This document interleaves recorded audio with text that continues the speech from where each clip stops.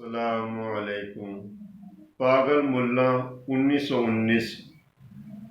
पाकिस्तान के साबका वज़ीर-ए-आज़म फ़रोज़ हन्नून की आप बीती चश्मदीद बाब तीसरे के आखिरी हिस्से में एक मुकदमे का बयान करते हैं जब वो डिस्ट्रिक्ट कोर्ट सरगोदा में वकालत कर रहे थे और पहली जंग अज़ीम फर्स्ट वर्ल्ड वार के दौरान जब वो मुकदमा उनके पास आया वो उनके बारे में बयान करते हैं।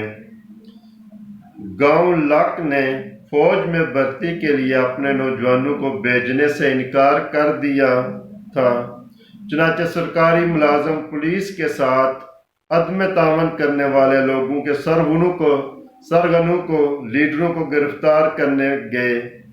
वहां पहुंचे तो उन्होंने देखा कि पूरा गांव एक मजहबी जुनूनी की क़ियादत में एक टीले पर जमा हो गया।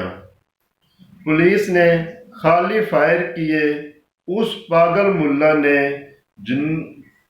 पगड़ी सर से उतारी और टीले से उतरकर भागा, मगर जाते जाते लोगों से कहता गया कि पुलिस पर हमला कर दें, क्योंकि उसकी दुआ की बरकत से पुलिस की राइफलें बंद हो जाएंगी और अब इससे उनको किसी को नुकसान नहीं पहुंचेगा। लोगों ने हमला किया और बहुत से हलाक हुए। ये तो थे 1919 के वाक़यात। अब पाकिस्तान में तकरीबन 10-11 साल हो गए हैं। कुछ शख्सियात, तंजीमें और जमातें भी वही पागल मुल्ला वाला किरदार अदा कर रही हैं।